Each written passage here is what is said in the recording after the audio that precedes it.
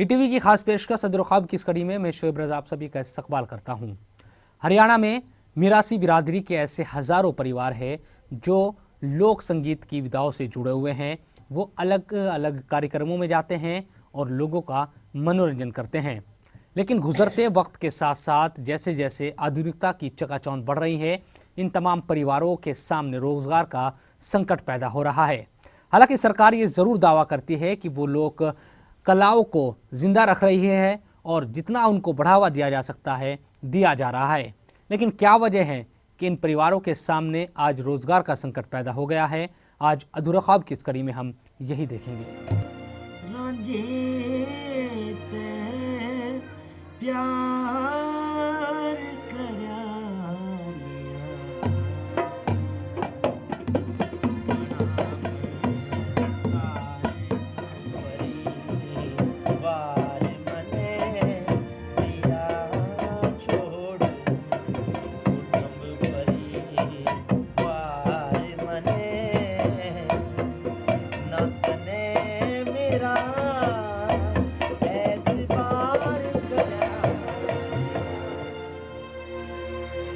महेंद्रगढ़ जिले के रहने वाले मंगे खान यूं ही पिछले 30 सालों से अलग अलग कार्यक्रमों में ढोलक बजाते आए हैं। मांगे के हाथ ढोलक पर चलते हैं तो सामने वाला खुद ही थिरकने को मजबूर हो जाता है। कार्यक्रम चाहे सामाजिक हो या धार्मिक, मांगे खान अपनी पलटन के साथ हमेशा तैयार रहते हैं। मांगे खान सिर्फ खुद ही इन लोक कलाओं के माध्यम से नहीं जुड़े, बल्कि ये उनका काम पुश्तैनी रहा है। उनके बाप दादा भी इसी तरह के लोक कलाओं के जरिए अपना गुजर बसर किया करते थे। कोई नृत्य करता था, कोई हारमोनियम बजाता था, लेकिन अब इन कलाओं के जरिए गुजर बसर करना जरा मुश्किल नजर आता है। मांगे कहते हैं कि पहले तो स्वांग और सत्संग और दूसरे कार्यक्रमों में उन्हें और उनकी पलटन को खूब बुलाया जाता था, लेकिन आज हालात ये बन गए कि महीने में 1 या 2 बार भी जाना मुश्किल हो जाता है। वैसे सत्संग पार्टी, जागरण, हरियाणा पार्टी, भजन पार्टी बोलते हैं, उसमें जाया करते हैं। किस तरह का लोगों का प्यार मिलता था? खूब मिलता जी, पर 1000-2 हज़ार आदमी आया करते, बैठा करते। हाँ, पैसे खूब देते थे। अभी क्या बदला है? अब बहुत बदलाव आ गया जी। अब तो लोग बुलाते नहीं, बहुत कम बुलाते हैं। कोई महीने में 2 महीने में से प्रोग्राम आते हैं। पहले क्या था? पहले जी 30 दिन में जाया करते, 35 प्रोग्राम हो जाया करते हमारे। हाँ, ये जो कला है, इससे कितने जो क्या क्या चीजें इसकी ये हमारे खानदान धंधा है जी, खानदानी मिरासी। हाँ, दादा सरंगी बजाया करता, पिताई ढोलक बजाया करते हमारे। अब हम ढोल जाते हैं, हमारा भाई ढोल जाता है। क्या परेशानी है? अब तो पूरा धंधा ही नहीं, अब तो क्या करेंगे, रोजगार नहीं अब तो। हाँ, दिक्कत आती है जी बहुत। अपने बाप दादा से विरासत में मांगे खान को ये काम मिला, लेकिन इस काम ने मांगे खान को सिर्फ इतना ही दिया जिससे पेट भर जाए। इससे ज्यादा मिला होता तो शायद मांगे खान के घर के हालात आज ऐसे ना दिखाई देते।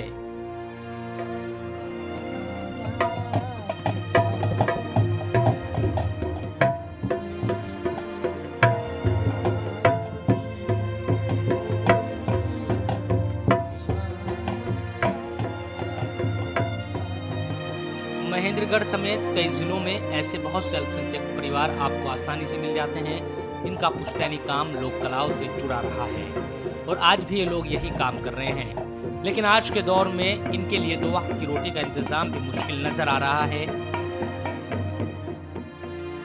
ढोलक वादक सादिक खान को हरियाणा ही नहीं दूसरे राज्यों में भी बुलाया जाता है। जब हम सादिक खान के घर पहुंचे तब भी वो किसी कार्यक्रम में गए हुए थे, लिहाजा उनके बेटे चिरागुद्दीन से मुलाकात हुई। चिरागुद्दीन खुद भी ढोलक बजाते हैं और सिंगिंग भी करते हैं, लेकिन वो कहते हैं कि ये काम बहुत कम हो गया है और उन्हें अब इस काम में रोजगार नजर नहीं आता, यानी उनका मुस्तकबिल इस काम में नहीं है।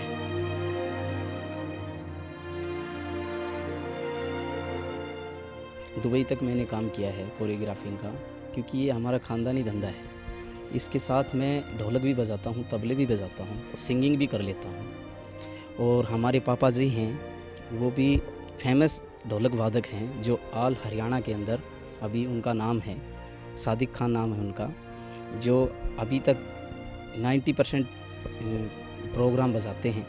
लेकिन ऐसी कंडीशन आ चुकी है घर की कि ये जो लेडीज़ प्रोग्राम जो ज़्यादा चलते हैं, इसकी वजह से हमारी जो सभ्यता है वो ख़त्म हो चुकी है। लोग हमें ना तो जान के खुश हैं, ना हमें देख के खुश हैं, ना हमारी डिमांड करते हैं। हमारे प्रोग्राम ज़्यादातर कव्वाली और भजनों के ज़्यादा चलते हैं, और इससे हम बहुत परेशानी में हैं। पहले क्या होता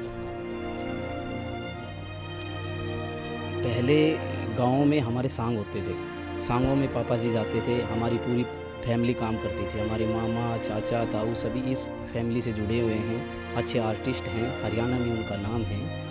हमारे जो दादाजी हैं भोरे खां, वो भी अच्छा नाम किया है उन्होंने इस इलाके में, इस हिंदुस्तान में उनका नाम अच्छा है।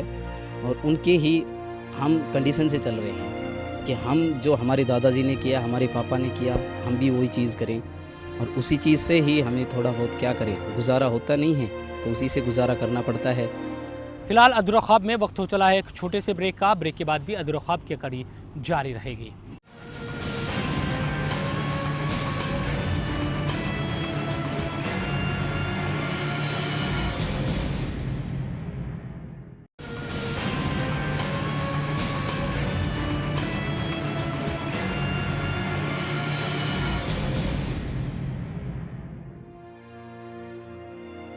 उत्तर भारत के कई हिस्सों में सांस्कृतिक बदलाव और दबाव के बीच लोक कलाएं दम तोड़ती नजर आ रही है। सांग भी इनमें से एक है, जो अपने वजूद के लिए संघर्ष कर रहा है।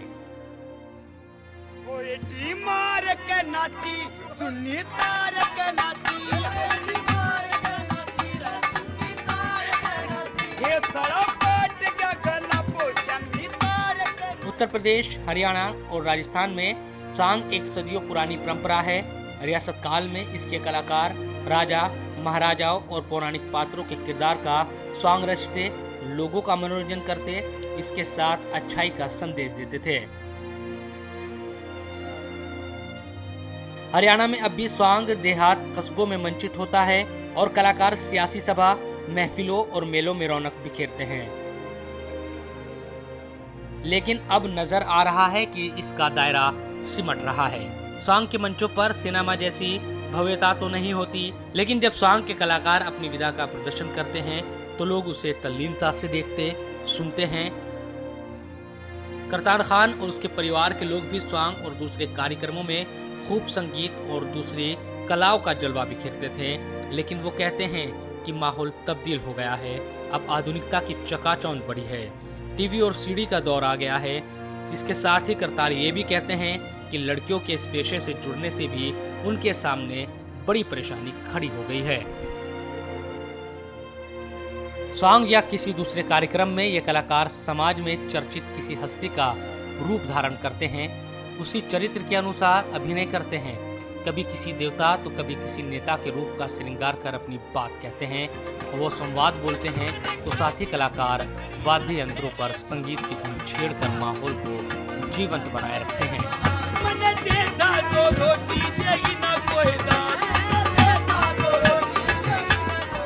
न रोशनी की चकाचौंध, न पूंजी का परवाह, न ऊंचे मंचों और महलों के लोग। इस विधा के कलाकार और कद्रदान समाज के उस हिस्से से आते हैं जहां जीवन का संघर्ष है।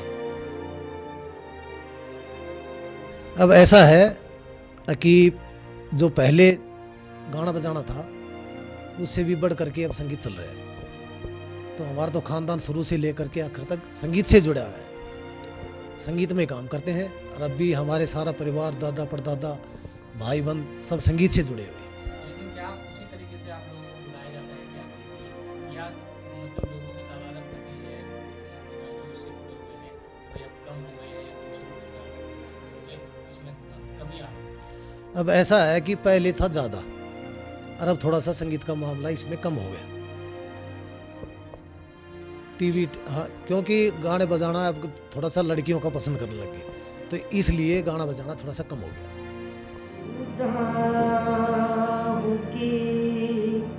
छूने से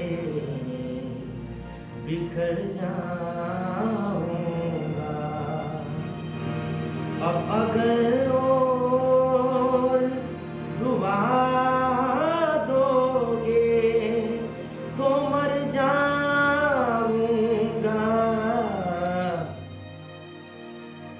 25 साल के नौजवान फिरोज खान की गायकी के चर्चे पूरे महेंद्रगढ़ के साथ साथ दूसरे जिलों में भी रहते हैं।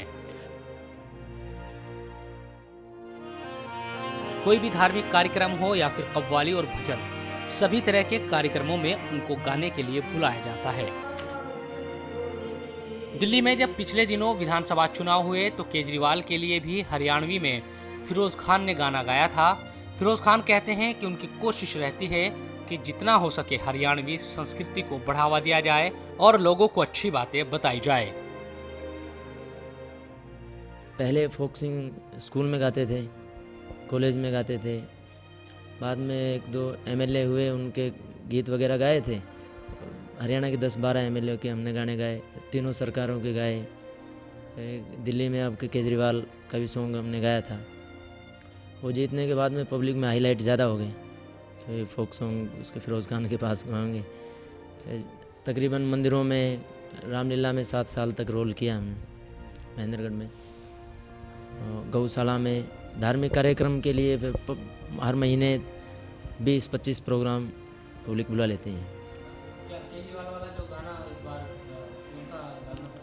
केजरीवाल वाला 5 साल केजरीवाल जसविंदर सिंह जस्सी ने गाया था, हरियाणवी में मैंने गाया था। लेकिन फिरोज खान की कुछ शिकायतें भी है। वो कहते हैं कि अब कार्यक्रमों में फूडता आने लगी है और लोग नाच गाने को तो पसंद करते हैं, लेकिन वो कई बार अश्लील लगने लगता है। कोई भी लोक कलाकार इस तरह के कार्यक्रमों में नहीं जाता। फिरोज सरकार से मांग करते हैं कि कम से कम कलाकारों के बारे में सरकार सोचे ताकि संस्कृति भी बची रहे।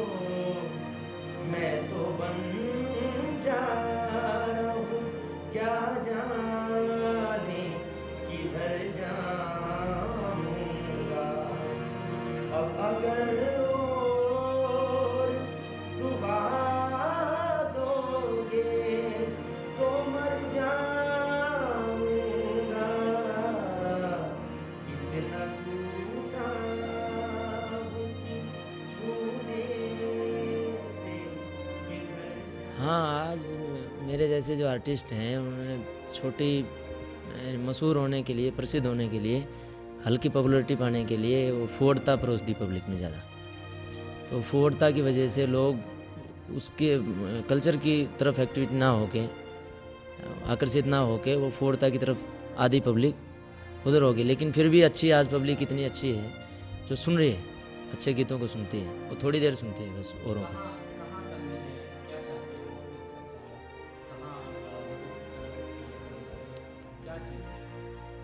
सरकार से उम्मीद ये है, अगर सरकार भारतीय संस्कृति सभ्यता पे जोर दें तो लिहाजा जो सरकार जो भी बनती हैं वो अपनी अंडर कस्टडी में कोई, जैसे हरियाणा में कला परिषद है या कोई और संस्था ऐसी हैं, तो वो कुछ चंद आदमियों के हाथों पे उसको सौंप देते हैं।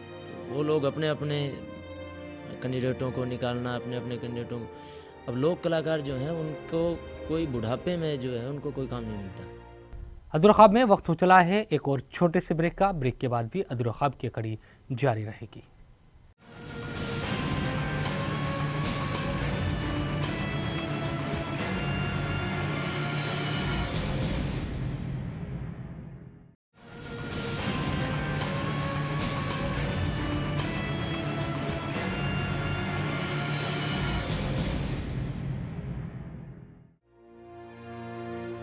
ये लोक कलाकार यूं ही मायूस नहीं बल्कि हमारी पहले जैसी कद्र भी नहीं रही है। आज के सिनेमा और टीवी धारावाहिकों को देखने वाले लोग ज्यादा है बनिस्बत लोक कलाओं के।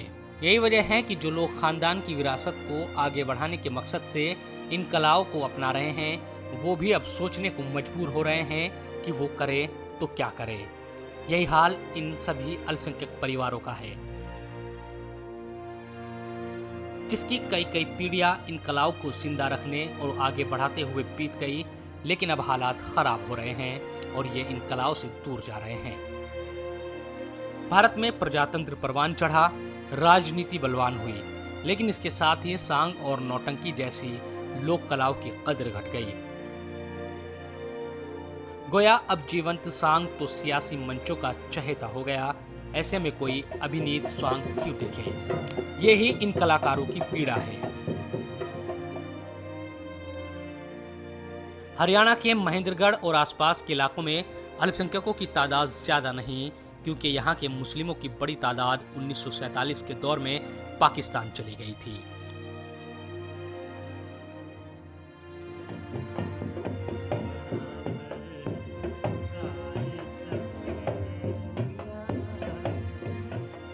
लेकिन अब छोटी छोटी तादाद में मुस्लिम अलग अलग गांव में बसे हुए हैं, लेकिन अक्सर लोगों की आर्थिक स्थिति कमजोर नजर आती है क्योंकि इनकी जिंदगी सिर्फ मजदूरी के भरोसे है। पूछ कर मेरा पता वक्त रायगा ना करो, पूछ कर मेरा पता ना करो, मैं तो बन जा रहा हूँ क्या जाने किधर जाऊंगा।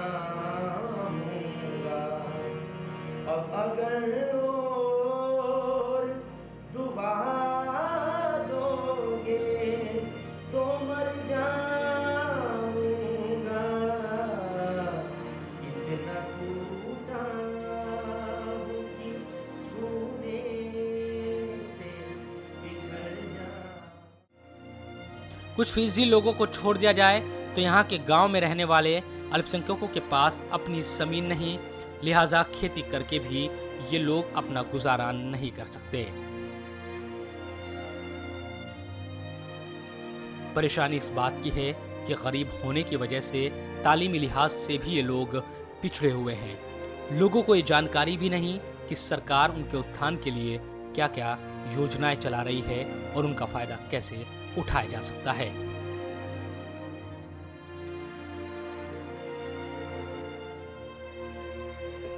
हमारे पास तो जनाब बस मजदूरी करते हैं और अपना वो काम करते हैं। गोया बात में जिसको पढ़ाई की शिक्षा नहीं है हमारे पास, गोया बात में बस अपना मजदूरी करना तो खा लें, नहीं हमारे पास और कोई प्रॉपर्टी नहीं है। क्या जो सरकारी योजना है तमाम चीजें क्या नहीं, हमने सरकारी योजना का कोई लाभ नहीं मिला जी। पता है आपको क्या चीजें होती हैं? नहीं जी। क्या जो जैसे अनाज या तमाम चीजें जो देती है सरकार, क्या उनका फायदा क्या मिल पाता है? क्या योजना है, क्या चीज़? नहीं, हमने जी कोई फायदा नहीं मिल रहा जी। जो कार्ड राशन जो कार्ड हाँ, वो जो अनाज वगैरह वो तो जरूर मिलते हैं, भैया बात में थी, और हमने कोई फायदा नहीं है जी। क्या चाहते हैं, क्या चीजें होनी चाहिए? भाई आपने भाई गवर्नमेंट की सहायता हो जाए तो वक्त का धक्का लग जाए, गरीबी तक दूर हो जाए, भैया बात में थी। क्या क्या क्या कारोबार लोगों को ज़्यादा करते हैं? भाई मजदूरी है जी और कुछ नहीं है। भाई पढ़ाई बुढ़ी भी खास नहीं है जनाब। हाँ, परेशानी ये है जी, न तो हमारे पानी की सुविधा है, न तो कोई पानी की सुविधा है। सभी बच्चे समझ लो पढ़े लिखे तो नहीं है, सरकारी में जाते हैं कोई सुविधा नहीं मिल रही है, इतने पढ़े लिखे भी नहीं है बच्चे, और मजदूरी करके खाते हैं हम। तो सरकार की तरफ से कोई मतलब वो नहीं मिल रहा है, हमें फ़ायदा नहीं मिल रहा हमारे को। जो योजनाएं हैं सरकार की, क्या उनका कुछ फायदा मिल पा रहा है? क्या नहीं, क्या कोई नहीं फ़ायदा मिल रहा है। अब अनाज तो मिलता है, वो भी टाइम पे नहीं मिलता है, आगे पीछे मिलता है। आपको जानकारी है सब योजनाओं की? क्या चीज़ है? नहीं, कोई जानकारी नहीं हमारे को, हमारे तक पहुंचती नहीं है कोई जानकारी। नहीं पहुंची। हाँ, पहुंचती नहीं है, मिलता नहीं है।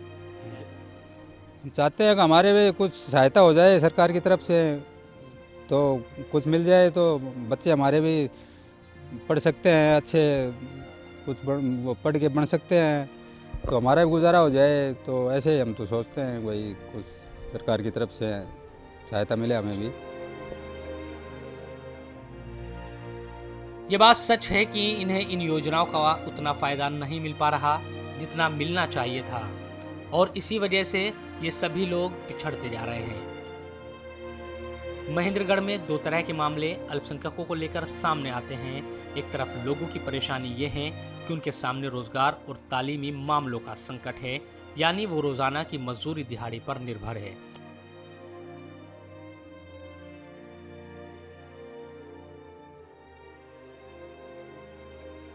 और दूसरी तरफ वो लोग हैं जो अपने पुश्तैनी काम यहाँ लोक कलाओं को जिंदा रखने की कोशिश तो कर रहे हैं, लेकिन उनके सामने भी रोजगार का संकट खड़ा रहता है।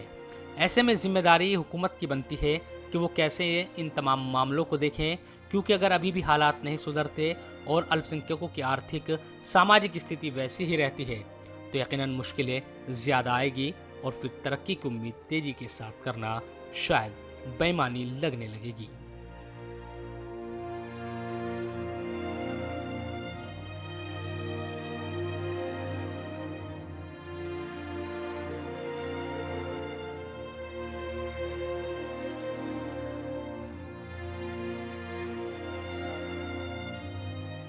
ये बात सच है कि सरकार ने कई योजनाएं चला रखी है जिससे आम आदमी का विकास हो, लेकिन इन योजनाओं का असर धरातल पर उतने बड़े पैमाने पर नहीं हो पा रहा जितना होना चाहिए था।